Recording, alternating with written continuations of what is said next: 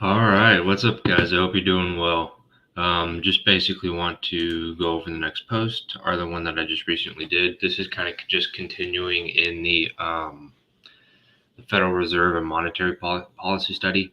And one thing, let me check to see how. It's not too bad, I don't think, with the reflective coating on my shirt and stuff. Um, I don't know if I've really talked about this much on YouTube and such, but I started working as a land surveyor after I got my physics degree, just because I decided that I want to go into real estate development. And so I figured that would kind of give me an edge, or at least some experience, or somehow to figure it out. Either way, I think it's really interesting. It's really fun. So it's pretty cool. So just because you get a physics degree doesn't mean you have to sit on a desk all day. So, anyways, so back on the monetary policy and stuff like that. So one of the things that I've noticed people tend to do is they kind of conflate like fiscal and monetary policy. At least that's something I used to do, mostly in like high school and stuff when I hadn't really read about it much or whatever. Excuse me. But fiscal policy, just to make the distinction, is like government spending and tax policy. So that's more government related. Whereas monetary policy, it's more of like the actions taken by the Federal Reserve. Like in this case, monetary policy in general is like the root word is money. So it's the policy that involves the money itself, not like different other kind of like spending policies or bills or whatever. Um, in the case for America, it's actions taken by the Federal Reserve.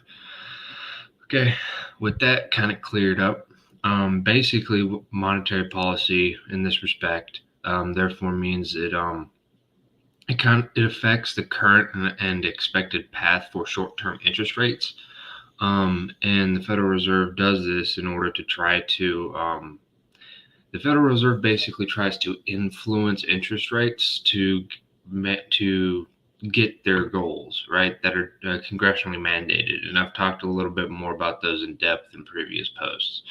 And just to reiterate, those are for maximum employment and price stability. Um, so essentially, whenever the Fed, when they adjust their stance on monetary policy or whatever, and this can be in changing the Fed funds rate or the range, um, which is just the rate at which like banks can lend to each other. Um, there's that's interest rate policy, and then there's balance sheet policy, which is like the QE and stuff like that. And then there's a few other things that you could talk about. That's pretty much it. And by a few other things, it basically just mean like overnight reverse repos and some foreign exchange stuff. But I'm not as well versed in that kind of stuff. But that'll be more as I study more. We'll kind of produce more posts and videos and stuff like that to kind of walk through it together and try to figure it out. So yeah, and so basically by Jesus. Excuse me. But basically, by trying to influence short-term rates and stuff, they can influence the like treasuries, U.S. treasuries, and the rates that they are, um, and other things like that. And so they use their influence over short-term interest rates to kind of um, try to like influence the behavior and the financial decisions of like households and businesses and stuff like that. And that's how they get to their maximum or their goals of maximum employment and financial stability. Um, Basically, like if they make money cheaper, I mean, in theory, most people would try to buy more.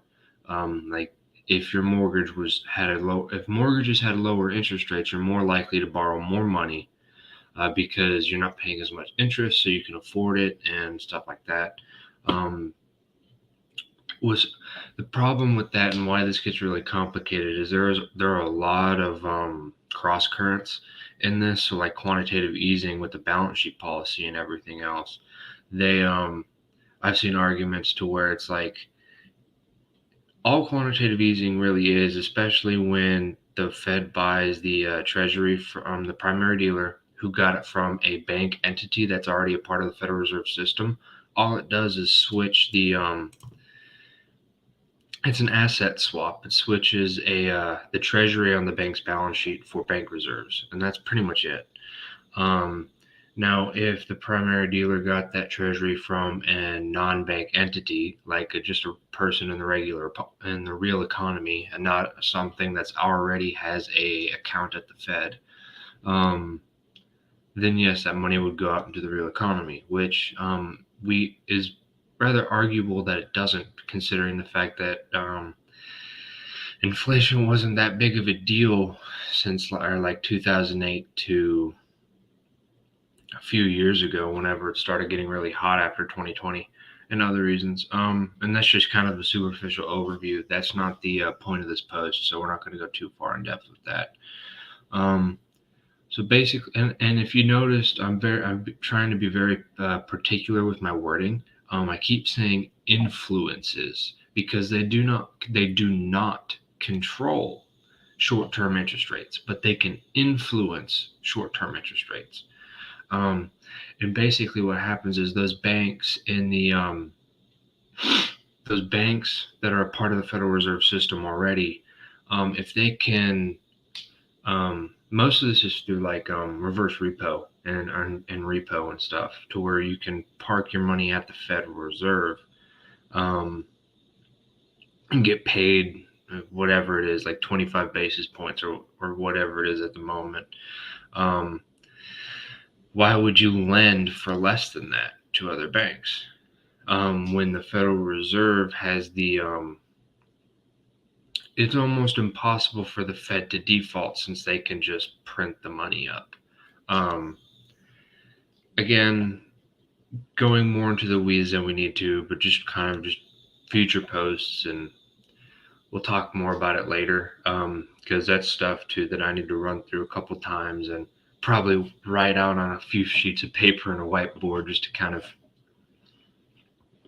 get a picture and stuff. And that's a good idea, actually. I'll start to like make make like PowerPoint slides or whatever, and I'll put these in the post where I like literally like make diagrams of in flowcharts and how things work. I think that would be helpful, not just for me, but or not just for you guys, but also for me, so I can explain it too. So bear in mind that the Fed has to the Federal Reserve has to communicate this stuff to the public, right? And so they typically do that through like statements and certain news things. Like every January, they issue a statement, or at least since January of 2012. I'm getting ahead of myself. So, and most of the time, and I think, if I remember correctly, they did not release one in January of 2020, or maybe it was 2021. But in August of 2020, they revised the statement, because most of the time it seemed like most of the time it's just like a copy and paste. They kind of just, nothing really changed in terms of their overall goals since 2012 to 2020, apparently. At least in terms of gaining or of progressing towards their goals of maximum employment and price stability. And so in 2020, however, they did make a comment on the fact that the level of Fed funds rate that seemed to be optimal with respect to those goals has been decreasing and declining relative to its historical average. So basically what that means is they have to maintain lower interest rates if they want to keep these goals. And in their own words, they say that basically means that rates will be constrained to the effective lower bound, which is zero, more frequently. Whether or not they'll take rates negative, I don't know if they'll do it nominally, especially for people who, I don't know, maybe. I don't see why it wouldn't be possible. There'd be a hell of a lot of backlash or whatever. But with the people who actually, I think that with the people who actually pay attention to this kind of stuff and the actual Fed funds rate, they already know that we have negative real interest rates. So it's kind of, I don't know if it really matters, because if the nominal one goes negative, as long as they don't publish it as such, then people who don't pay attention are none the wiser, I guess, which is unfortunate. See. Oh yeah, so they actually state this in their the actual reports and stuff, but the employment goal, like maximum employment, is like, how do you even define maximum employment? And they don't. It's basically it's all relative. I think I quoted them somewhere in here. It's like it's an inclusive and dynamic, broad-based. Here we are, broad-based and inclusive goal. That can change due to reasons that are unrelated to monetary policy, which is part of the reason why I brought up this chart, which is the employment to population ratio. I just thought it was different than using like the typical unemployment rate, but keep in mind that it is the population ratio and not to labor force participation. Might add that at some point, probably a good idea. But one thing to keep in mind is we've actually been, I forget which Fed governor stated it, but I remember reading something about how he said that we're reaching pretty much maximum employment now, at least comparatively.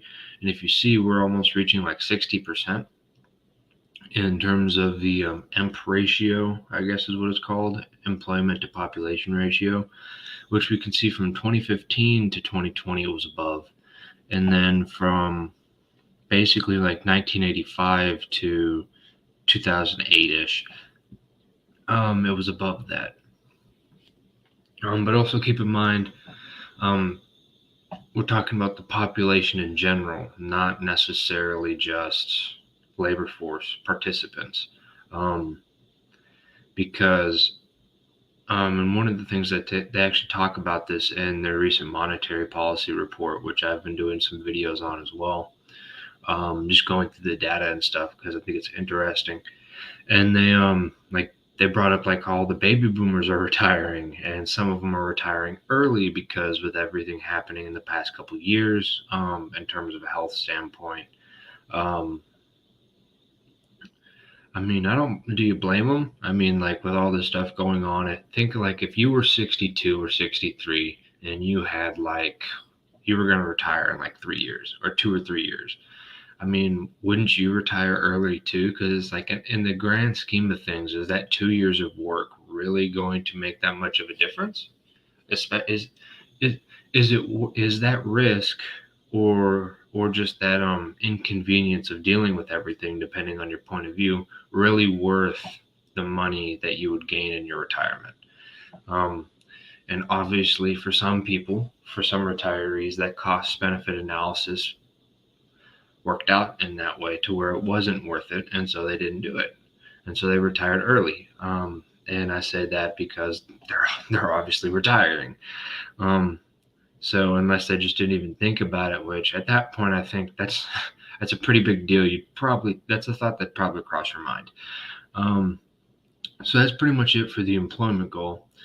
And then in terms of price stability, the FOMC has deemed long-term inflation of 2% annually has led to stable prices. So one thing that pops in my mind is originally when I think of something that's stable, I don't think of it as like continuously increasing. I mean, I guess you can have a stable increase, which is apparently what they mean. I guess, because if they want the currency to inflate at 2% a year, and they deem that as stable, so it's a stable increase. Whatever. Which it just doesn't seem, especially because that compounds over time, that doesn't seem very stable to me. But it's also like there is utility in having an elastic money supply to a certain degree.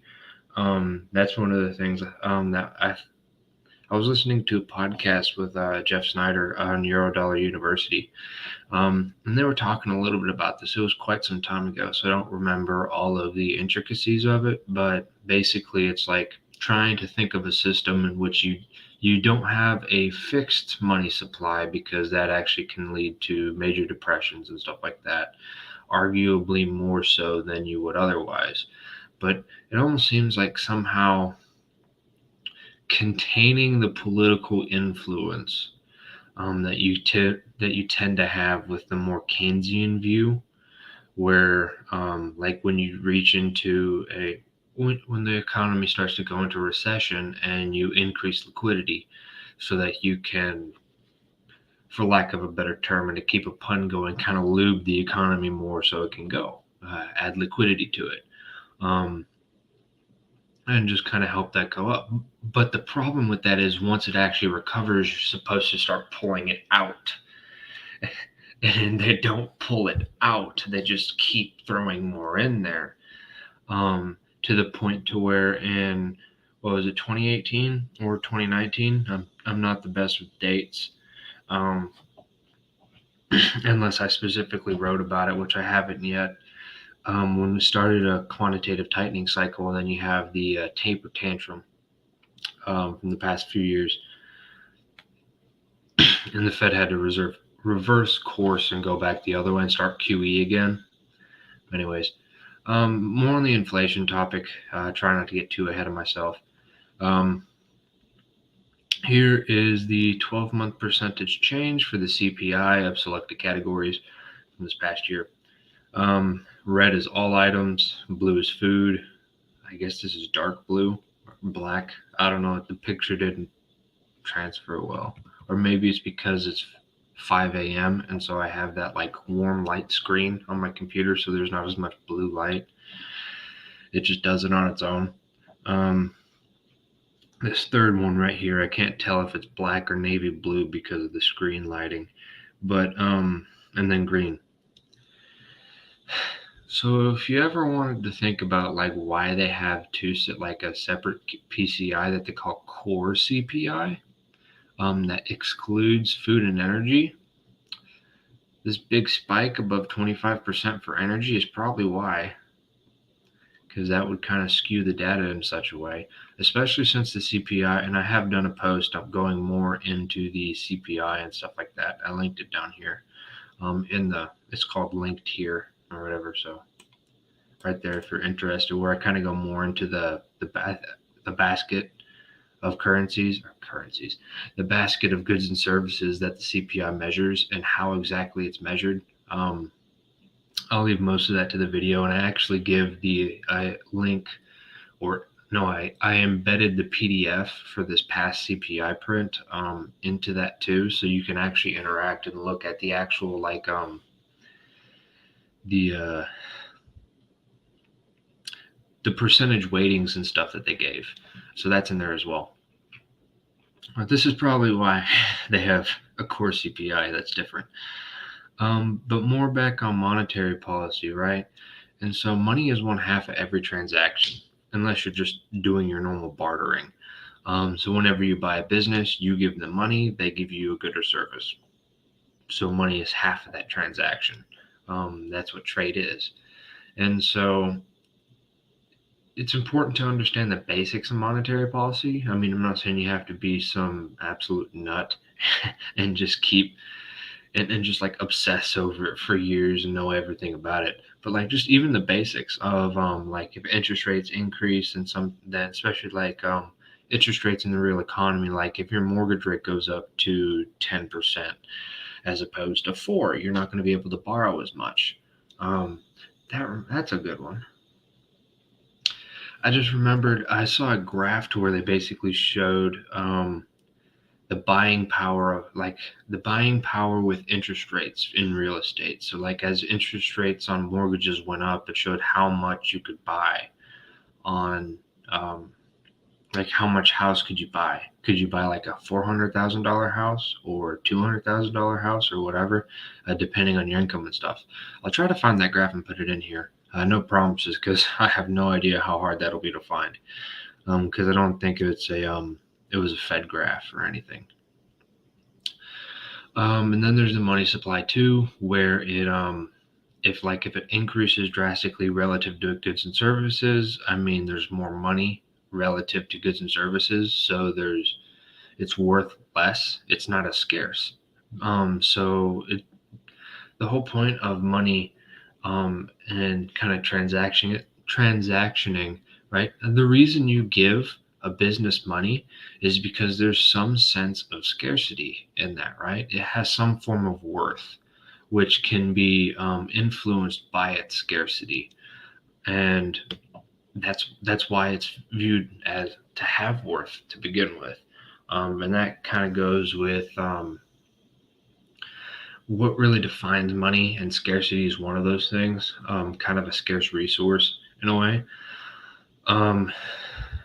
And then there's like a mode of transaction, a unit of account, and I think one other one or two. I don't remember off the top of my head. But scarcity is a big deal. And especially, maybe that's why they talk about the 2% inflation target for stable prices, because it's the money supply related to or relative to the amount of goods and services. And so as you produce more goods and services on aggregate total, you have to increase the money relative to that so that it's about the same, and then prices will stay about the same. So I guess that kind of makes sense. But how they implement that in practice, well, obviously they haven't been doing a very good job, considering the CPI printed out like 7.5 for 2021. So there's a big difference between theory and practice. One of the things I learned all too well in college, between the theoretical stuff I did in class and then the experimental stuff I did in the lab, it's a big difference. But right, and so just kind of some final words on at least how I think about it. So the reason that monetary policy is so important is, yes, money is 1/2 of every transaction, meaning that it's important to pretty much anything you do. If you have to pay rent, if you have to transact in anything, really today, unless you live in the woods somewhere and have no idea what a debit card is or whatever, you use money for the most part, mostly because of convenience, because it's easy. It's a lot easier to tap my debit card on a piece of plastic that has number pads in it so I can punch in a pin than it is to bring 20 chickens to Walmart so that I can buy whatever. That's so much easier. So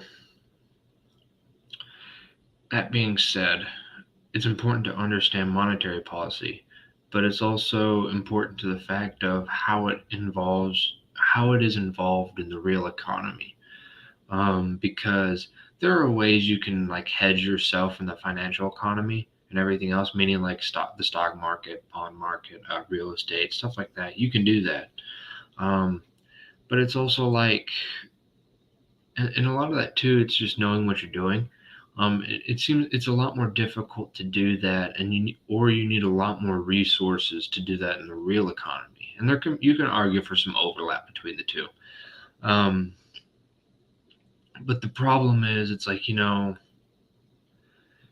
if the price of Apple stock just tanks to like zero, how is relative? Okay, let's compare if the price of Apple stock goes to zero versus there's no chicken or any kind of meat in the grocery store. Which one's going to affect your life more? Yeah, it'll suck in the grand scheme of things, and you might have lost a lot of wealth or whatever if the price of Apple stock goes to zero, but at least you're not hungry and starving. Now, if the price of Apple stock goes to the moon and it's like hundreds of thousands of dollars per share, but there's no food in the fucking grocery store, you're not going to be able to enjoy that wealth. I also just want to comment on the difference between there's a difference between things that are a skill for hire and a skill for life, right? And so it's really a matter of perspective, and you can decide for yourself. But it's one of those. I mean, if I'm I bring up the example of a heart surgeon. Like if I was a heart surgeon, I'd probably hire a different one if I needed a heart surgery myself. When it comes to money and everything else, I mean, no one's going to care for your money like you do. So why wouldn't that be a skill for life? I mean, is it just because you don't want to learn about it? Which seems kind of, I think it's stupid. Um, I don't personally agree with it. And you might have a situation that perfectly merits it, but I just don't really see one to where, I mean, that's, again, back with the money being one half every transaction. You need it. And at least have a basic understanding of it, but people just don't. And that's part of the reason why I started doing these posts is as I'm learning and teaching myself, talking to you and trying to figure it out. But that's all I got right now. So it's not too long. Anyways, I hope you guys have a good day, and I'll see you guys in the next video and for the next post.